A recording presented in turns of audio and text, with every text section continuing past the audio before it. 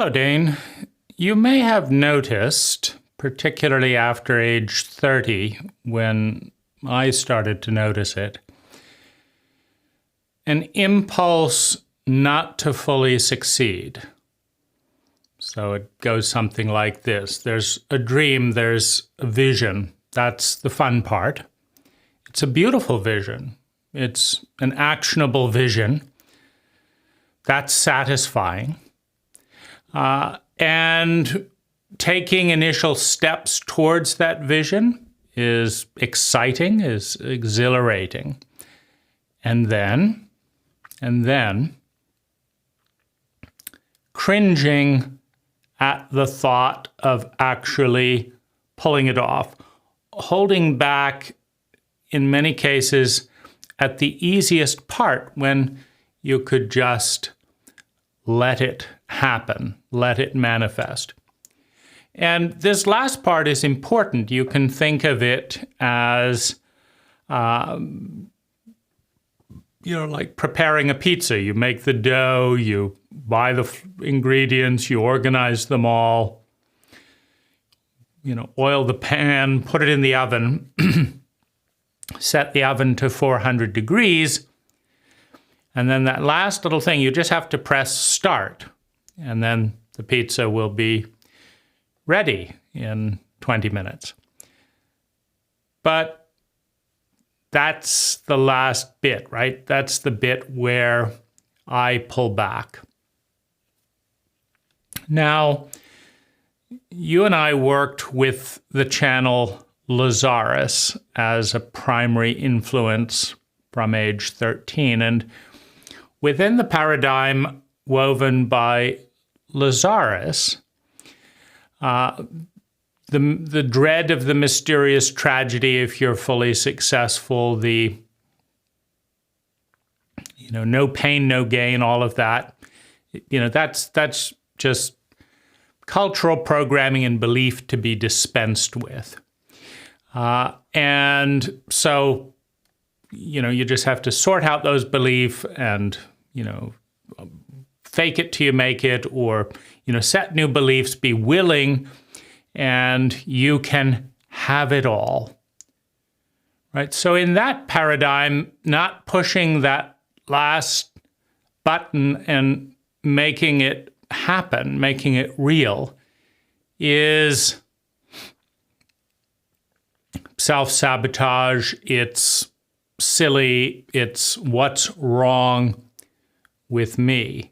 It's certainly mysterious, right? Because the dream is a fulfilling dream. It's a beautiful idea. We cross-reference the thing. Is there something wrong with this assumption, that assumption? Is it really a bad idea? No. So what's going on? And despite, reading probably 1,000 books by now, certainly over 700, lots of them in all kinds of growth-oriented, areas, personal development, spiritual development, success, focus, business, etc. Despite all of that, and doing, at this point, hundreds of thousands of dollars in therapy, no one told me what I'm about to share with you, based on enough experience to see it happening as a recurring circle. And I think that it's a profound disservice not to have this model of what's going on, both to understand, work with, and have empathy for what is otherwise a crazy-making territory. So the model, as most ecological models do, begins with the circle, right? All cycles are ultimately spherical, circular, right? That's what makes them a cycle. They begin and they repeat. Now, inside this circle, I think the Chinese have it best. Like, we have the word for crisis. And what is a crisis? A crisis is a pattern of energy that collides with the human ego, the human body, the human mind, the human heart, that is too big and too complex to integrate, to respond to. That's what makes it a crisis, right? If a 1-foot wave comes across you and you're 35 years old and you know what you're doing, it's not a crisis. If a 100-foot wave comes towards you as a 35-foot man and you do not have the capacity to absorb and do something with that energy. Now, you may or may not, if you're a skilled swimmer, know when to dive in or how to curl your body so as to minimize the likelihood of dying in the traumatic experience. But you do not have the capacity to absorb a 100-foot wave. Most tidal waves are fortunately not 100-foot waves. Most people do not have the capacity to make sense of a 20-foot tidal wave that just comes in and just keeps, traveling through a flat area of land. That's the crisis. The crisis is a large enough and a complex enough pattern of energy moving towards you that you lack the skill, the ability to respond to. That is a crisis. It is a traumatic event because you've developed a pattern of thinking, feeling, speaking, doing, and being that is generally capable of responding, of surviving and creating some degree of security of survival, perhaps even some love and belonging. You've created a pattern, an identity. The identity is the pattern is the identity. And the I, the ego, says, that's me. That's my pattern. I am this, I do this, I blend with, I bond with the pattern of thinking, feeling, speaking, doing, and being. That's me. And the identity has stability and confidence based on what? Based on past precedent, past experience. Right? I handled this, I handled that, I handled this, I handled that, I handled this. This is a good identity. Right? It's a good pattern of thinking, feeling, speaking, doing, and being. When this happens, I do this. When that happens, I do this. When that and it works out. Right? I'm still here. That's the evidence. Now, trauma is when a larger pattern of energy, a more complex pattern of energy on the outside, can also be on the inside. Suddenly, I'm feeling things that I do not know how to integrate and deal with. It's a tidal wave of feelings. But let's say it's happening on the outside. A tidal wave, an earthquake, a fire, a large truck heading towards your car with no time or ability to escape. It is a traumatic event. This is the moment when the I, otherwise known as the ego, when the I says, I may not survive this. I probably won't, and I don't know what the fuck I'm doing. That is the trauma event. The I, the ego, looks at the situation and cannot respond in a way that it is confident in its survival. Now, it can curl up into a ball, it can dissociate, it can go into fight, flight, and freeze. It can do whatever it does as a reaction, or it can just stay there in sheer terror. But when the I recognizes,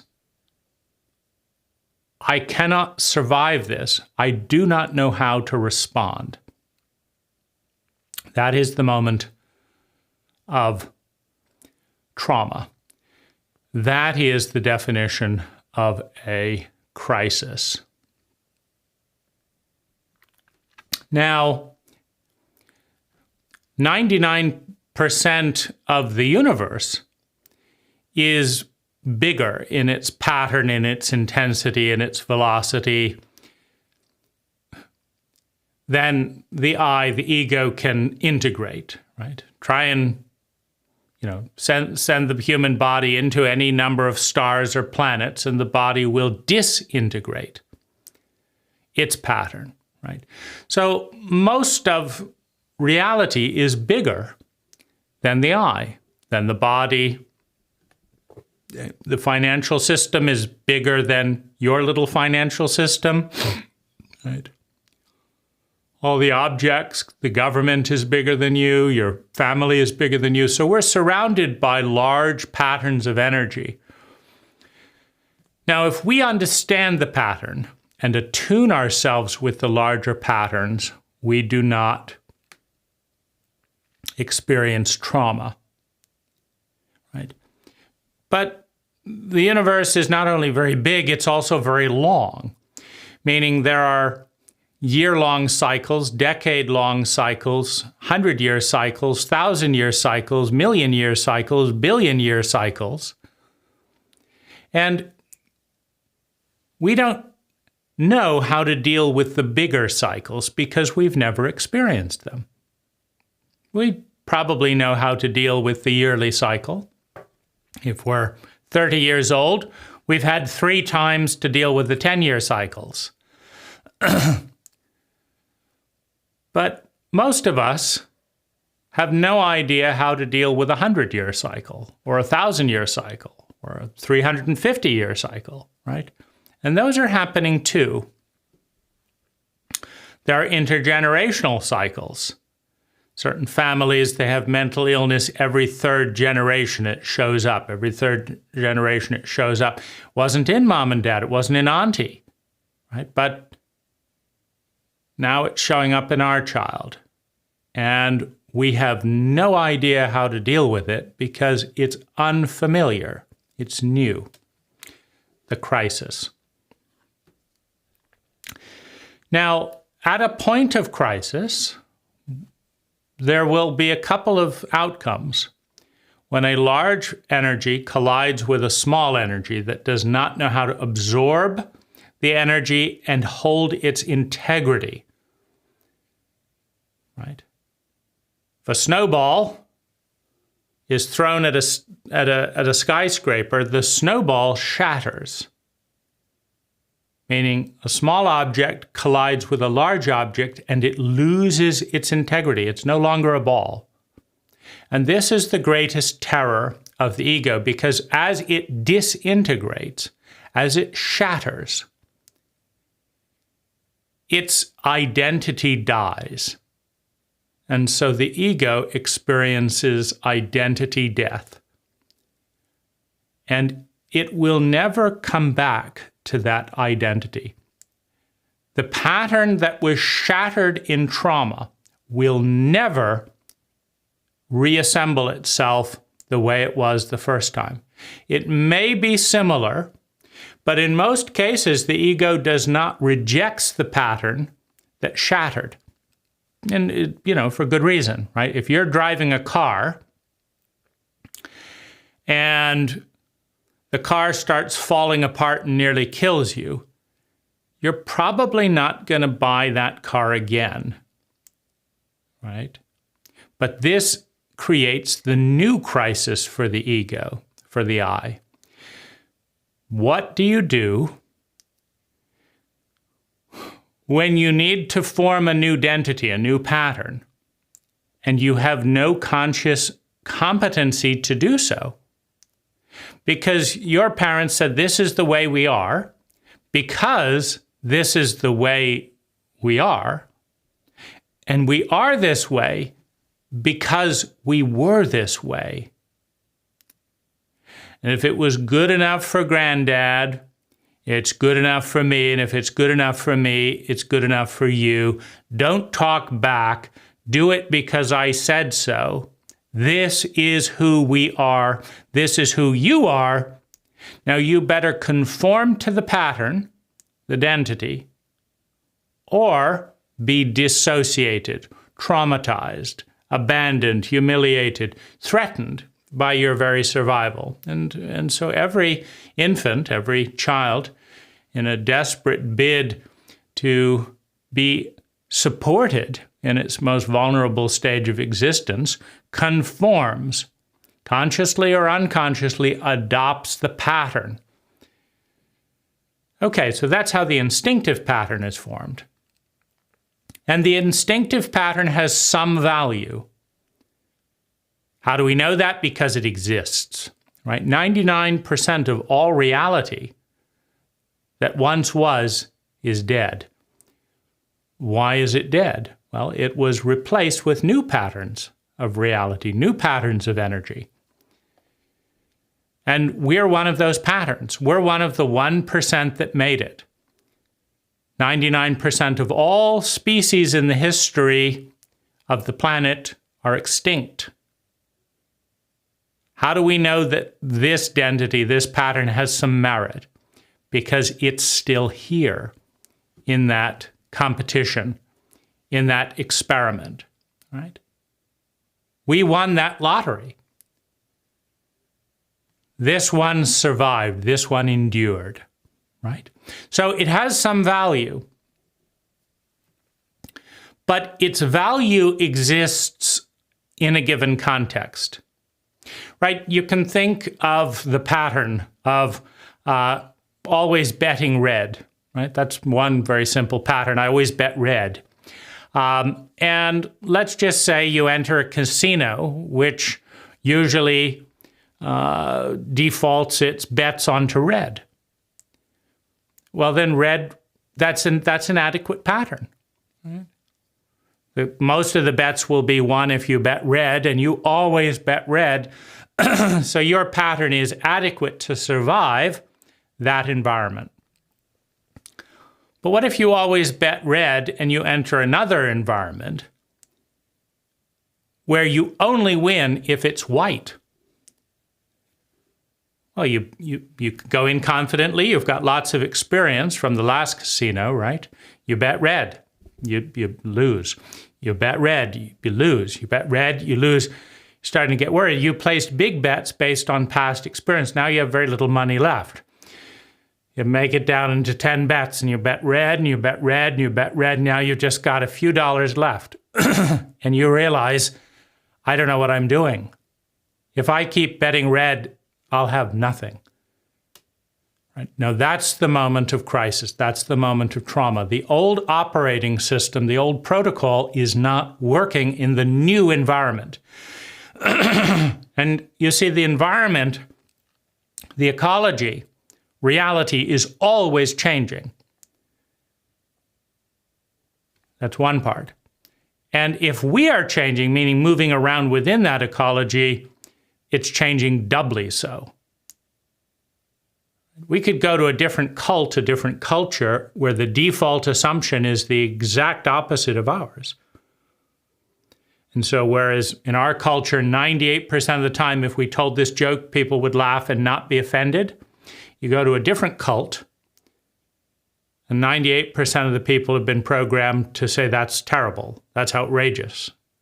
Never talk to that person again. And one false protocol, and you're wiped out. Your social credit is bankrupt. You have no foundation. By applying an assumption over in this cult, over here. By applying an assumption with this person, with this person. It's a different person. So what works, right? Over here, if I cry, I get what I want.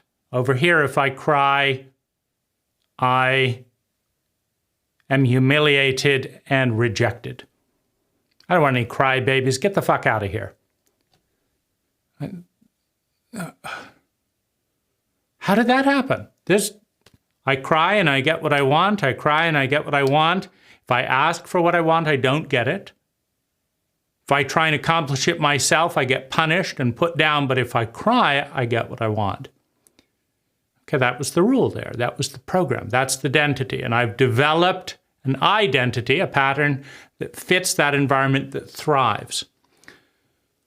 Over here, the same pattern, it doesn't work. It's a traumatic shift.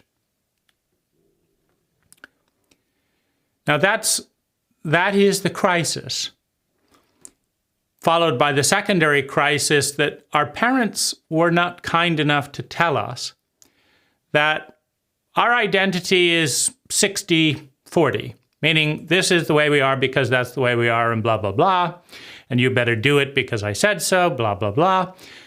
But we get 60% success with our identity, with our pattern.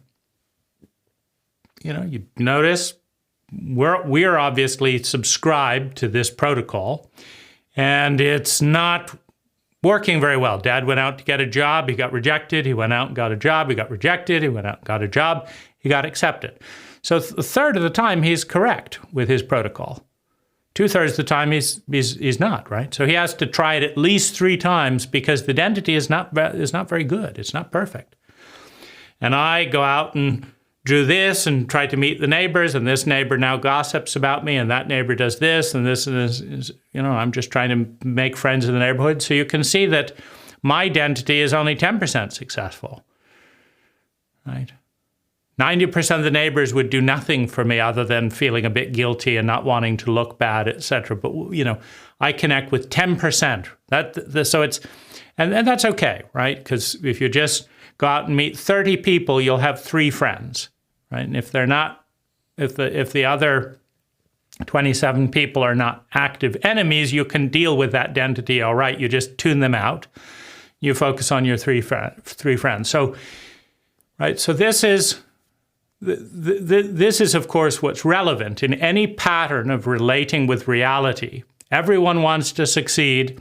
Everyone wants to feel better. That's what success ultimately is mastery at conscious fun. Everyone wants to feel sustainably better and avoid feeling chronically worse. Now, where that gets twisted is the no pain, no gain, type of dynamics where you've got to sacrifice and not buy a coffee today so that you can retire early, right? So but you're still doing that. You're reducing short-term pleasure to get long-term gratification because you want to feel sustainably happy. You don't just want your sugar high and then your sugar high and then your sugar high and then you die impoverished and alone in old age, right? And so you want to sacrifice some short-term things for long-term well-being if it seems to be necessary, right? And so in those types of things, you still want to feel sustainably better and avoid feeling chronically worse.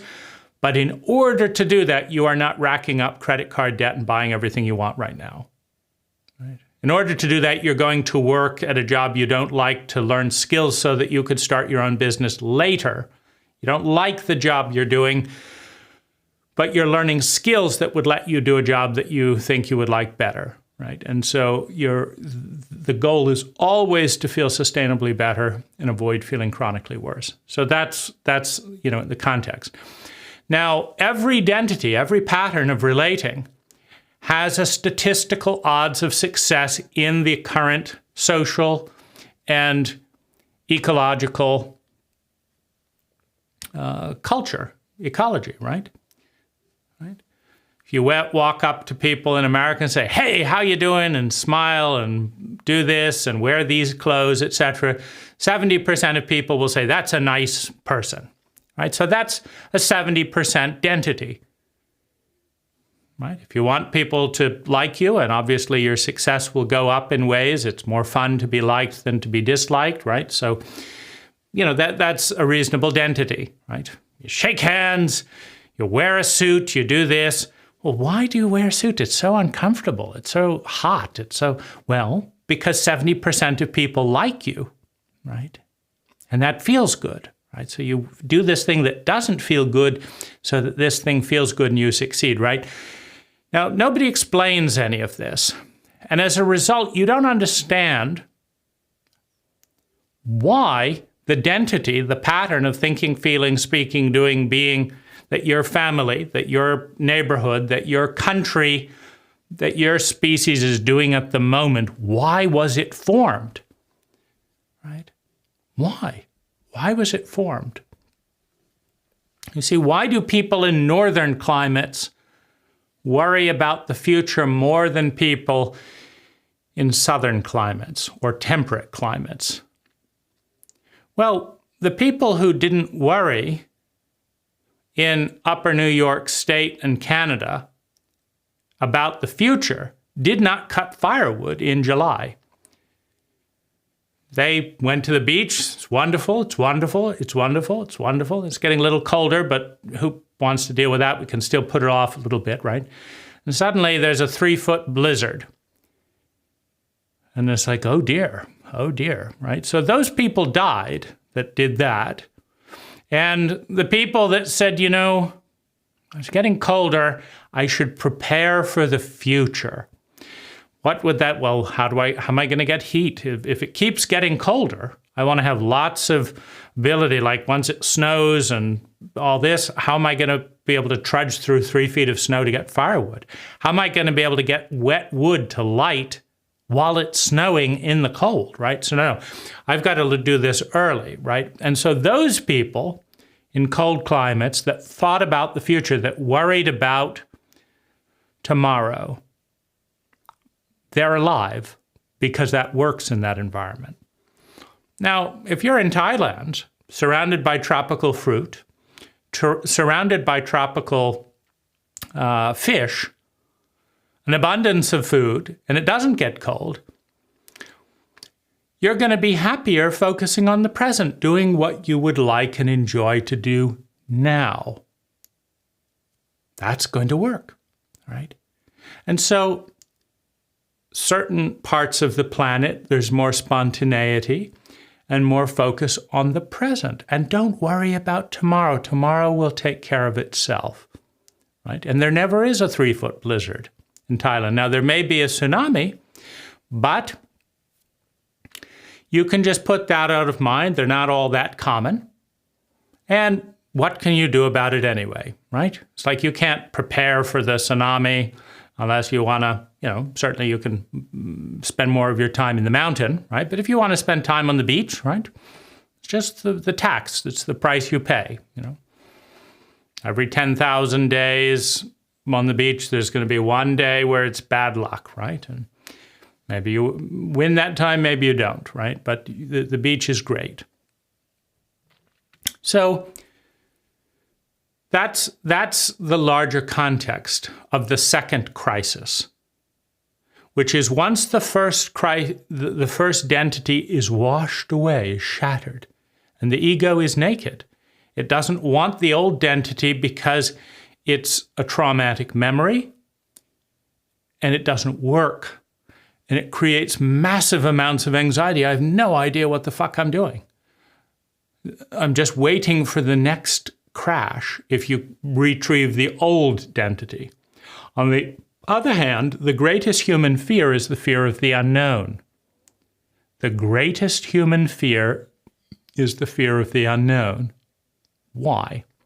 Well, in the unknown lies the worst possible pain that you haven't even imagined, the most devastating trauma that you have not experienced. That's in the unknown, and I don't want that. Now, in the unknown, there is also the most magnificent dream that has never been experienced. There is the most miraculous life that no human has ever lived. There are dreams you didn't even know that made you happy. They're also in the unknown. The unknown is 50-50. Half of the unknown is better than you have ever experienced, and half of the unknown is worse than you can imagine. Well, the brain is geared towards the negative. And the ego recognizes accurately that it doesn't know how to deal with either. The most beautiful person on earth suddenly adores you. Right? They're fantastically successful, talented, wealthy, magnificently sexy. Everyone in the world wants to be with them. And they adore you and only you. This is a terrible mindfuck for the eye. Like, what am I supposed to do with this? This doesn't happen. This is not my identity. I'm supposed to be bullied. I'm supposed to be picked on. I'm in the medium level. I'm, 3 out of 10 here. I'm a 5. What's going on? Why? Why do you like me? Just cut it out. Like, I don't understand it. And the ego hates that. It's unknown. The ego hates miraculous things that I don't know what to do with it. And the ego gets angry, right? Because I don't know how to deal with it. Well, similarly, right? 3 people break the door down in 30 seconds, come in with machine guns. You're hauled out, chained up in a helicopter, and off you go, and you find yourself in a dungeon somewhere. You don't even know what country. And you have no idea why they're doing this or how long it's going to last. It's absolutely horrible, right? I don't know how to deal with that, right? And both of those are in the unknown. Both of those are in the unknown. You see, you have no confidence in the unknown. You cannot control in the unknown. You cannot predict in the unknown. You have no certainty in the unknown. And the ego's number one goal as an ego that has experienced trauma and helplessness in the past, in infancy and birth and other areas, it doesn't want to be in the unknown. It doesn't want to be out of control and doesn't want to be helpless. It wants certainty, right? And so the ego will usually maintain a large amount of mediocrity, boring, pathetic, uncomfortable, even painful, as long as it's known, right? Why do people return to abusive relationships again and again? Because they're predictable. Why did they pick them in the first place? Usually those abuse patterns were there in the family. So I know exactly what to I know what to expect and I know how to deal with it. So then I don't want the unknown, so let me pick someone else that is going to do what my family did, because then I know how to deal with that too, right? I'm equipped, right? I'm confident to deal, right? You have Iraqi war veterans coming back to the U.S., having had the most horrific experiences of their life and developing PTSD in Iraq. And they do not know how to deal with civilian life with PTSD. They don't know how to deal with the loneliness of not having a buddy who understands. And so they re-enlist into the worst moments of their life to have something solid and people that understand. The ego wants certainty above all else, avoids the unknown as the greatest plague. And crisis, change, going to a new place takes you into the unknown. The unknown contains our worst nightmares and our most luminous dreams. Now, this is why the Chinese have it better than we do, right? Crisis is that horrible sense of ego death. But the Chinese also know that a couple of things will happen in a crisis. You may die. You may be so incapacitated and afraid of the unknown that you will literally collapse and go into survival mode for the rest of your life. Insane, terrified of doing anything, broken as identity. I'm not going to go out and meet anything. It's just too overwhelming, right? So you may die, you may be broken, or you may develop a new pattern of thinking, feeling, speaking, doing, and being. If you do develop a new pattern, the first one will probably fail, right? What do you know? It's the unknown, right? It's the unknown, right? But this is also the greatest gift of the information age, because there's probably already someone who did it on YouTube, right? The gas burner went out on my stove. I want to cook something, right? Well, you type in on YouTube, relighting a gas, pilot light on this stove, and amazing. 10 years ago, someone had this problem, and they were kind enough to make a video showing, go in, do this, and it's lit. I didn't know how to do that, but they did, right? So that's the intelligent place to go. Go to people who know more than you. But you have to understand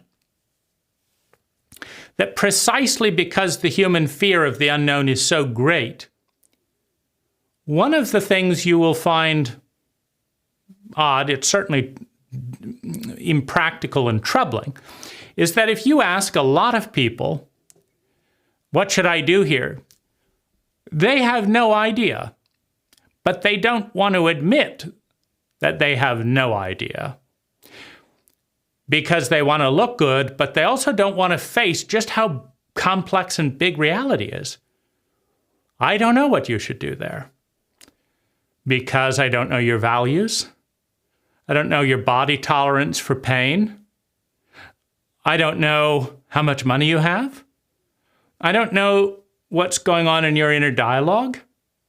I don't know what your social ecology is. Like if all your friends are going to abandon you because you stop smoking and it pisses them off because they all smoke and are trying to quit.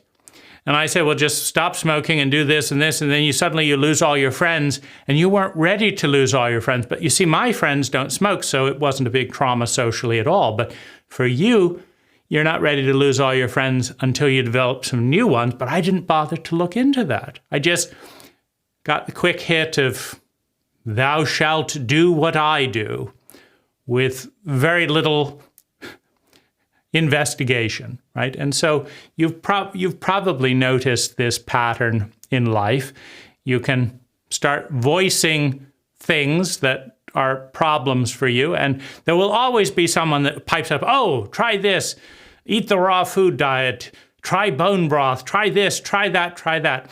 Now, you also know, if you've done a few hundred of those things, as I have, that most of them don't work. Most of the time, when some random stranger is only too delighted to dispense with a broad, sweeping advice without any patience and research, most of the time it doesn't work. And if you go back to them and say, hey, did you know your advice didn't work? They don't want to hear about it. They've forgotten that they gave it, and they don't care, right? So you need to develop the identity, the skill of finding people who know more than you do, based on statistical probability, right? So that's probably, so if someone your gender, in your age group, in your demographic, with a lot more success and experience than you do, who takes the time to see you, says, it seems like this would work better. Do you want to give it a try? There's good odds that that's going to be better than you just guessing, right? Don't just guess if aspirin is good for a headache, right? Try and find someone who's got a lot of experience with that and, follow their lead. At the same time, be very cautious of people rushing to give advice who don't ask any questions and are too dumb to realize that the world is a very complex place. What works in one personality destroys another personality, right? For example, if all your friends are collected because they love your humor and you say, take it seriously, cut all this laughing out and all this stuff, you have no idea what you've just done. You've just alienated that person who doesn't have any friends anymore, right? Because you're no longer, that ecology is formed around humor. And love and belonging is a human need. And it may be more important to live 3 years less of a life with rich love and belonging than to live 3 years longer in a state of trauma and anxiety and loneliness, right? Our cult doesn't teach us to think about these value trade-offs either. So the big crisis is nobody has taught us to form a new identity. Now, you can go to other places and they'll just say, well, copy us.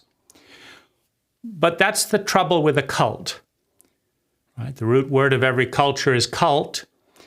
And 90% of every culture or cult is default unexamined assumptions with very little critical thinking applied. Because it takes too much time to really think through why. Just this is the way it is. You're an American. Buy things. Make money, buy things, be happy, buy a house. Just get on with it, right? Get on with it, right? Right? And the ego doesn't like dealing with that kind of impatience and upsetting everyone, right? We need a certain amount of love and belonging. And so if everyone gets upset when we try and bring up the unexamined code of cult, the unexamined code in family, why are we doing this? Like, why will this be our little secret? I thought you said tell the truth. Now you're saying this will be our little secret. But what's the difference, Mom? Do we tell the truth? Never lie to your parents? This will be our little secret? Never lie? Have you thought it out? Are you willing to explain the code? Because not until you understand the weave and why it was formed are you in a position to change the code to adapt to a new situation. Like, maybe we never say the word war in the house because our culture is too incompetent to heal PTSD, and our family has a World War II veteran. We never know what he's going to be thinking, but he feels 3 days of nightmares every time that word is mentioned. And so we don't mention it because we don't want granddad to feel 3 days of nightmares. That's why. So as soon as you leave the house, in other houses, you mention the word war when that's the right word to use for the situation. But not in this situation for this reason. Unless you understand the reason for the code, the reason for the identity, the pattern of thinking, feeling, speaking, doing, and being, you do not have the basis to shift into a new identity or to even evaluate it.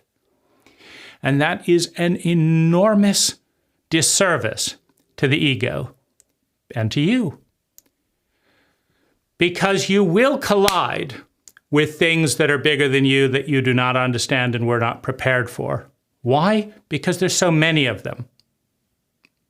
You will collide with large patterns of energy that shatter your pattern of thinking, feeling, speaking, doing, and being, and that risk death, and that take you into the unknown. That will happen. The question is, do you have the skill to build identity? Well, nobody taught me, and so, this is how evolution happens.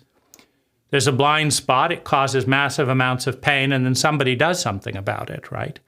So I've created a YouTube channel about identity to try and figure it out, right? And fill some of that void.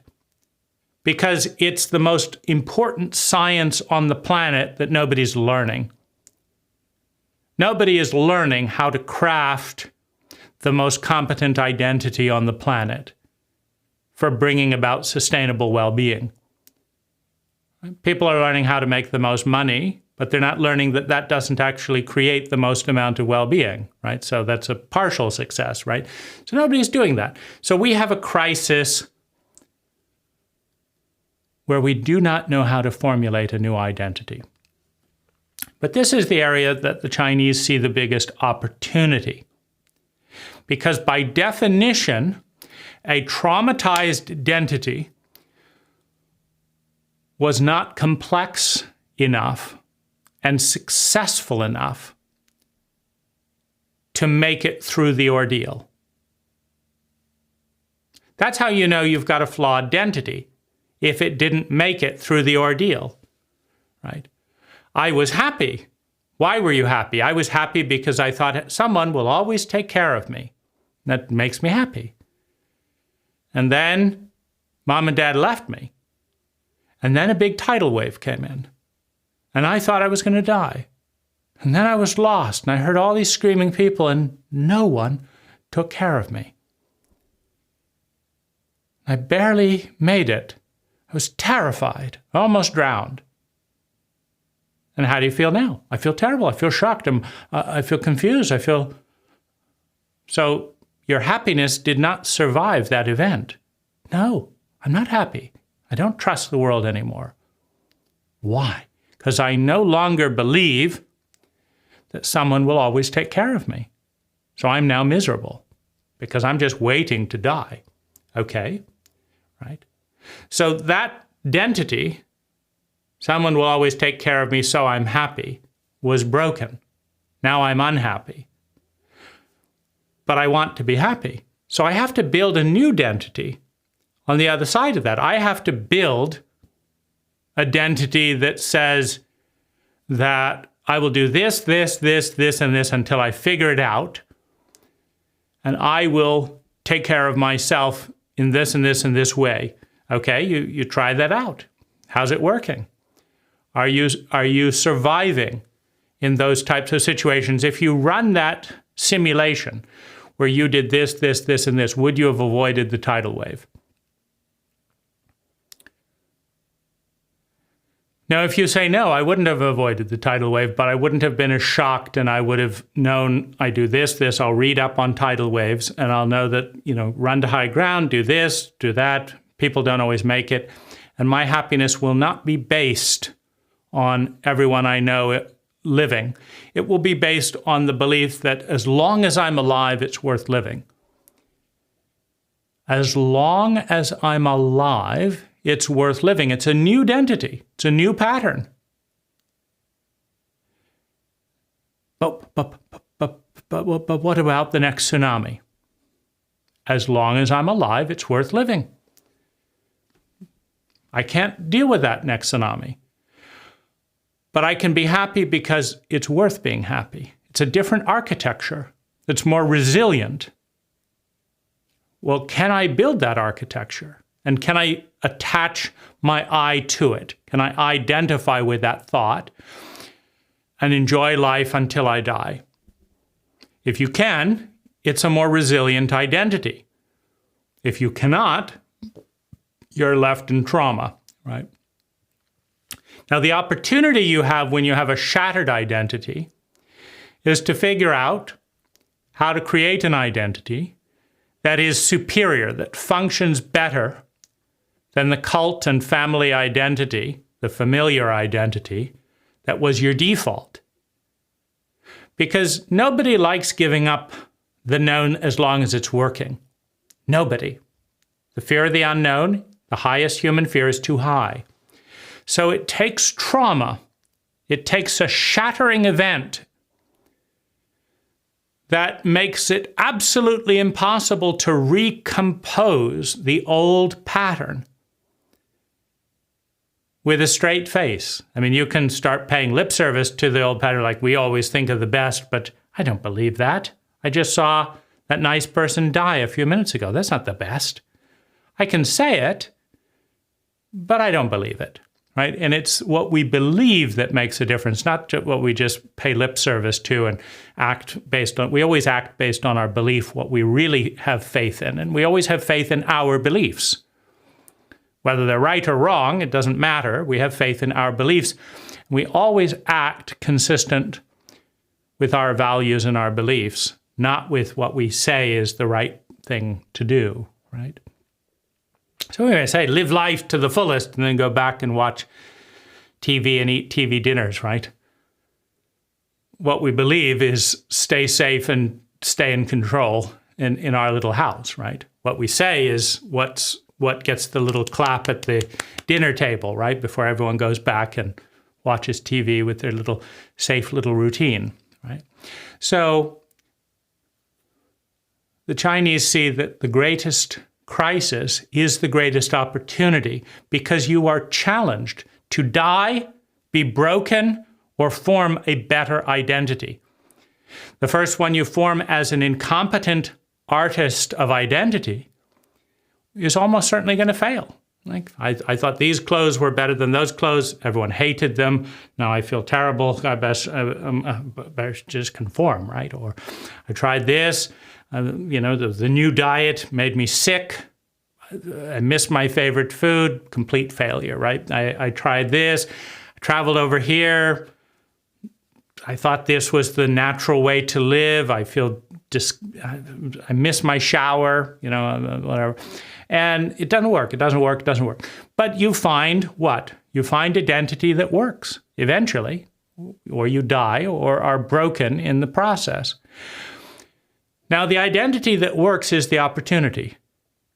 Because once you shift into a much better identity and not a much better pattern of thinking, feeling, speaking, doing, and being,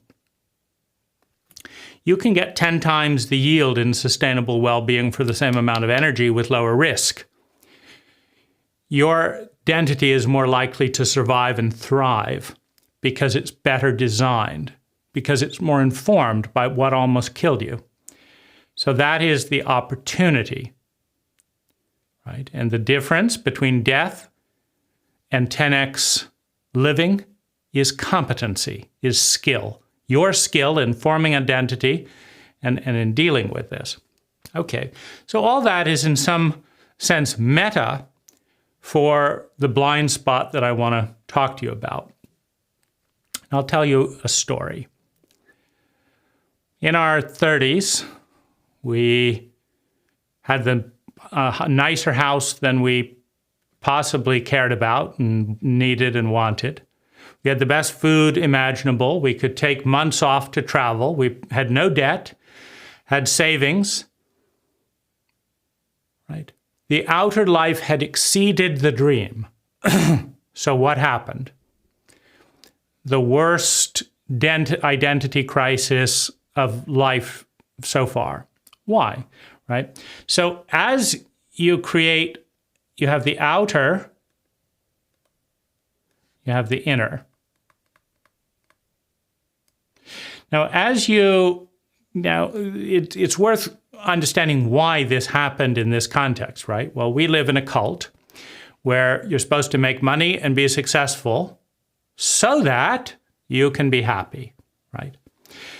Now, you don't understand that that's a lie until you have exceeded all of those metrics and are no longer happy. So you realize something's off here, but the cult doesn't tell you what it is, right? Now, here's what's going on. And this is a cycle I want you to understand because it'll happen every 10 years probably. As you do a lot of inner work, and the fruits of that inner work are outer success. Make sense, right? You feel traumatized and sad and scared. You develop competency and confidence. You don't succeed in this position, but you succeed in the confidence and competence that comes from doing inner work. Then you create outer abundance and success. Now, when your outer world is in debt, falling apart, traumatized, lonely, people undermining you at the office and all that, you don't know what you're doing, I hope they don't find out. That's a very loud conversation. Right? I hope I can pay the rent today. I've got to get the money for that debt. I've got to be able to fix my car.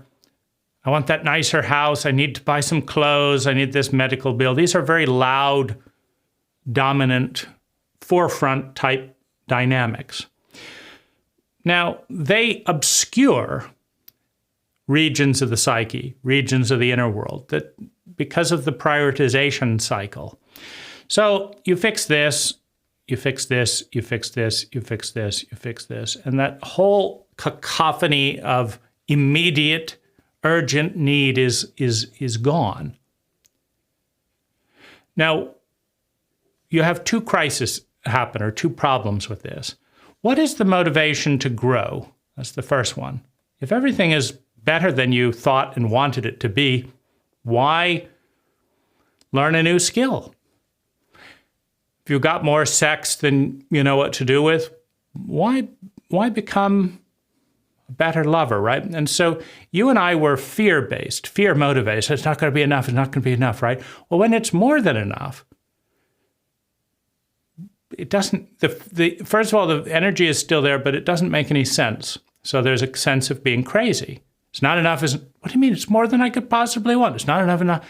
Because the ego is holding on to its old pattern of thinking and feeling based on the past because it doesn't know where to go. But now we have a problem with being crazy. Crazy just means that the inner world doesn't match the outer world. Well, if you could just be poor, then you wouldn't be crazy, right? Because I feel poor, and I am poor. Okay, you're a sane human being, right? But I feel poor and I'm very rich. There's something wrong with you, right?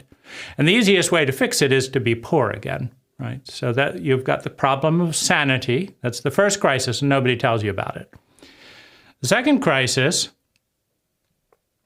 is what's the motivation, right? Because in a traumatized culture, it always begins with fear or greed, the reptilian brain, fear and greed, right? But that has a diminishing return curve.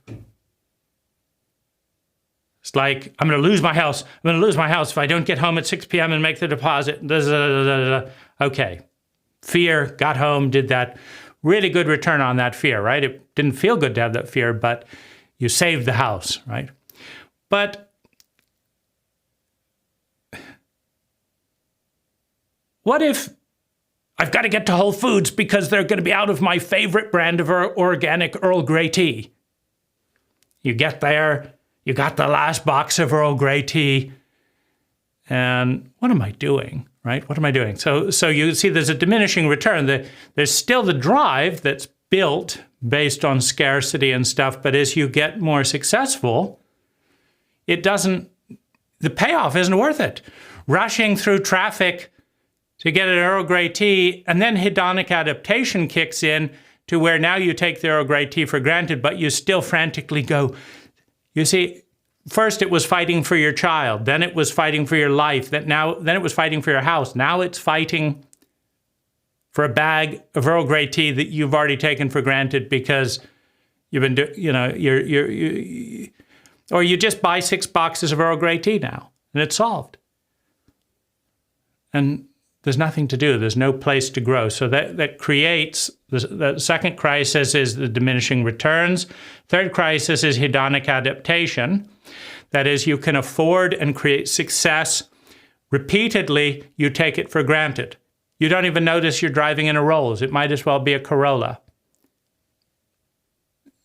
Your mind is on other things. That thing that was supposed to make you happy isn't doing it, right? So you have hedonic adaptation that's kicking in. It's making this very expensive reality produce very little happiness. You've got an awareness, I don't know what I'm doing. So that creates anxiety. Because you don't know what you're doing, because the world has not prepared you for this particular crisis, the success crisis. Now, there's one final thing that's most important of all. You and I have massive amounts of terror in our body, in our memories, from age 2 to 6.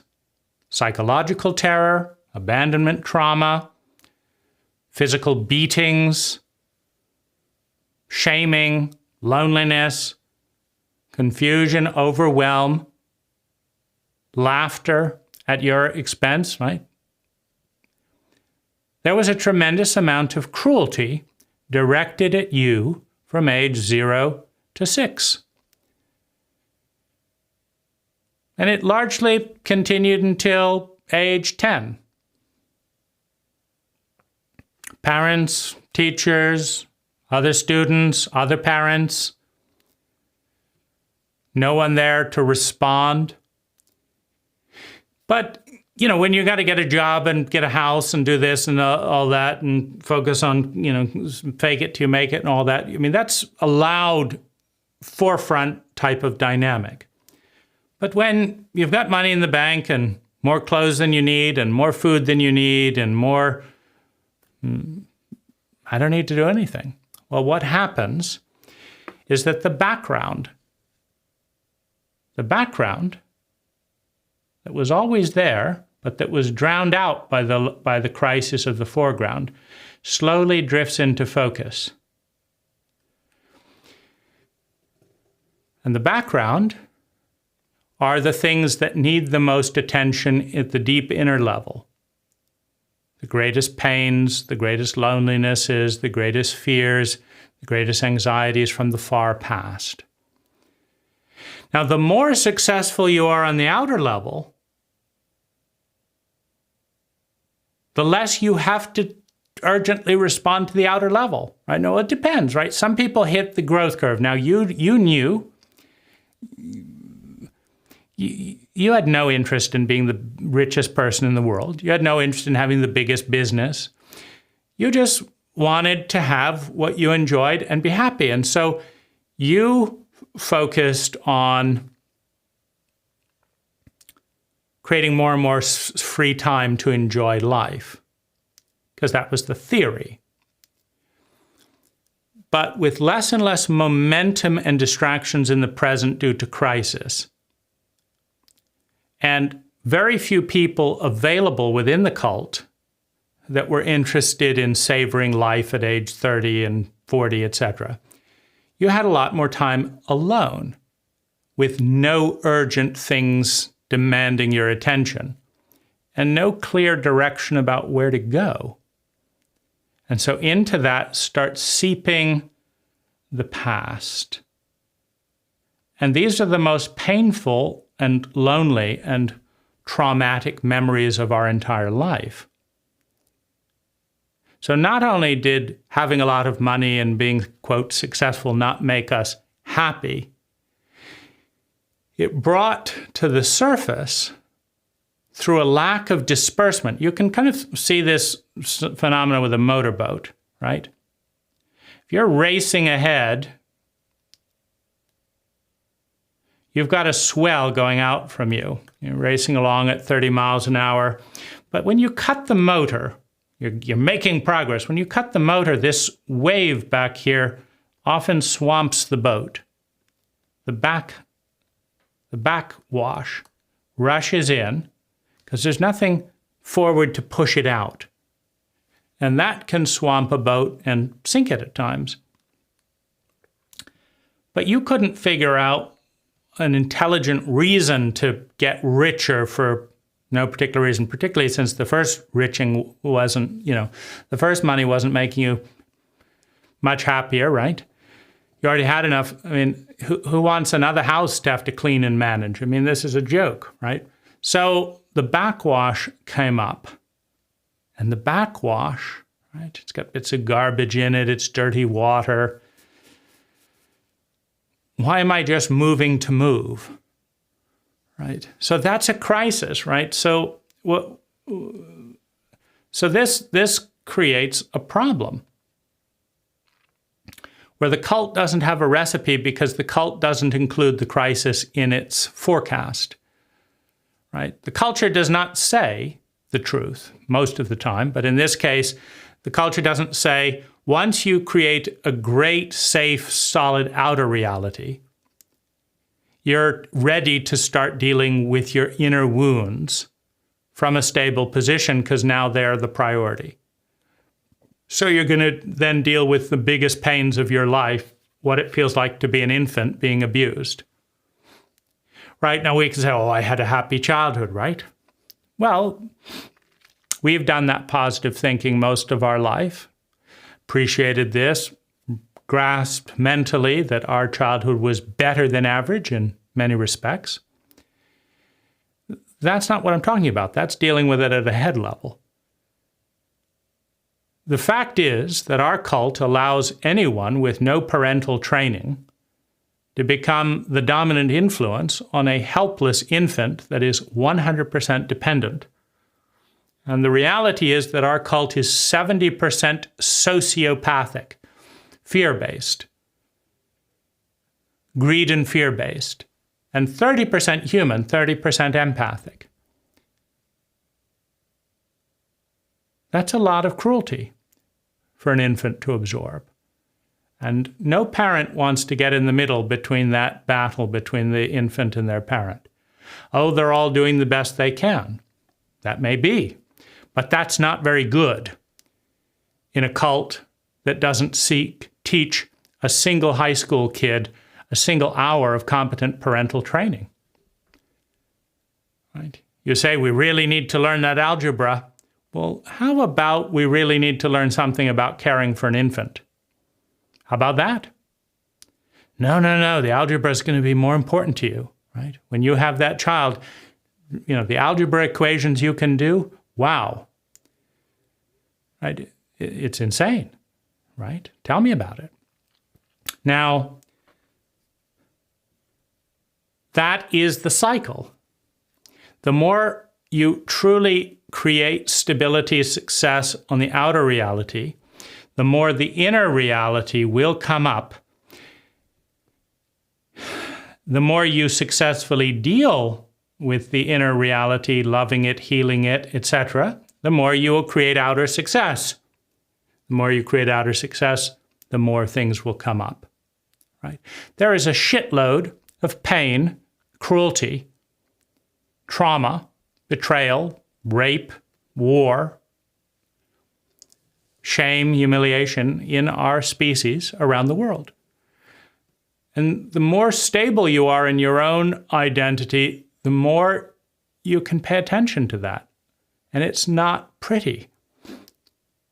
Right? It can bring up feelings of helplessness. So, as I make this video, there's one thing on my to-do list that has fear around it, right? I've got to go and do this for this one client so they don't get mad at me. And I'm delaying it. It's only an hour job, could easily do it, but I'm delaying it. And I want you to understand this cycle as to why I'm delaying it. As my reality has just recently reached a new level of outer success, I'm hit again, right? That terrified 2-year-old comes up and wants love and attention. The trouble is the world tells you how to succeed on the outside. It doesn't tell you how to succeed on the inside. And so one of the reasons that I sabotage or don't complete the outside is I'm not ready to deal with the inside, and the ego is overwhelmed. Like the I says, I don't know what to do with this terrified inner child here. Right? But I do know how to deal with a difficult client. Right? So let's just misbehave, make a difficult client, and put my attention there in the foreground, and then not deal with this thing that comes up that I don't know how to do. And so this is a cycle. As you have new outer success, you will have new inner opportunity for healing and growth that you do not know how to do, creating a new crisis and a new opportunity. If you master that crisis and opportunity, you will have new outer success that you don't know how to deal with and will need to grow around. And if you master that well, you will have new inner crisis and inner opportunity to deal with and heal. It doesn't end. It gets nicer, maybe, right? In some ways. It gets less survival-oriented. But it doesn't get easier. It gets more complex. It gets more challenging. Right? Because let's just say you do create a perfect reality of bliss and joy and happiness. You will feel immense sadness at the people around you that don't even know what that looks like and that have no idea what they'll be dealing with in the territory. And there's an empathy there. And that empathy will be invisible. Right? They won't even know that you're empathizing with them because they can't feel that. They're worrying about the rent. Right? So there's a loneliness about being empathic in a sociopathic environment. healing that loneliness is something the ego doesn't know how to do, and the culture doesn't know how to do. That takes the ego to face the unknown, which the ego doesn't want to face. So it will often sabotage to go back and solve an outer problem that it knows, because then we're comfortable, right? We're not in the unknown. I know how to solve this. I just created that problem. Now I know how to fix it. Great, right? I'll dump the bucket of sand out, then I'll put the sand back in the bucket, then I'll dump it out again and put it back in the bucket. I'm very productive. I did that 20 times today. That's the ego staying in known territory. So what I want you to understand, Dane, what I want you to know is that every time you succeed on the outer level, there will be a crisis and an opportunity to succeed on the inner level, and vice versa, and vice versa. If you really heal and forgive and let go of this and that on the inner level, well, why not do this? Why not be bigger on the outer level? Oh, I don't know where it's going. I don't know how that's going to feel like. I don't know what people will say. Yeah, but you don't know. But it's time for a bigger success, right? And if you weather that, then it's time for a bigger inner success.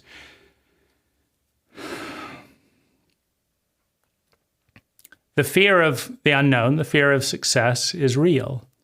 The traumatic memories are real. It is very, very difficult to go into this unmapped territory, and will remain difficult. And there can be lulls of pleasure and relatively little growth and distraction. You can go on a hedonic adaptation binge of just flooding the body with sensory perceptions and travel and all that. But the real purpose and lifeblood, the meaning of a life, is to keep growing. An in-breath so that you can take an out-breath, an out-breath so that you can take an in-breath, right? Because your gift to life, your gift to evolution, your service to the species is to go through and around this cycle as many times as you can, bigger and bigger,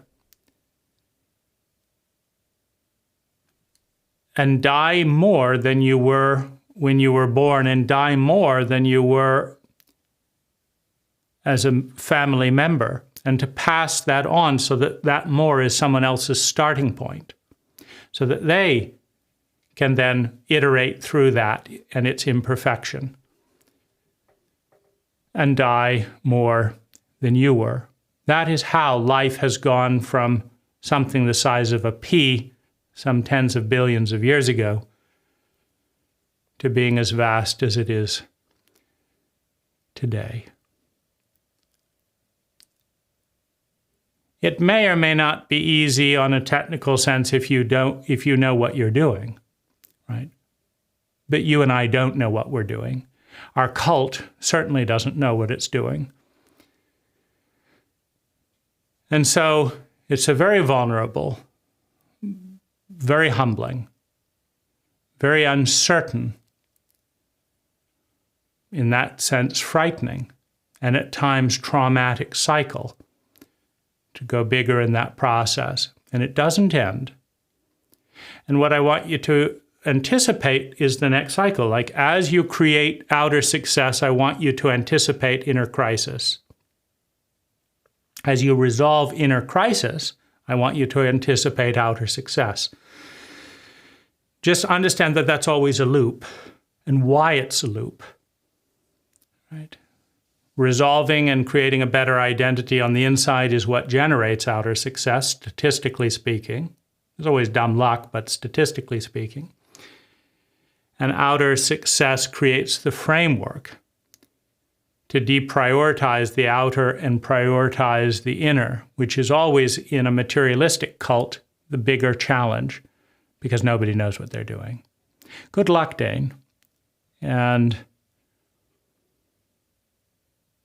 I have confidence in your continued ability to analyze, research, work out, talk about, and make sense of these things. I'm rooting for you.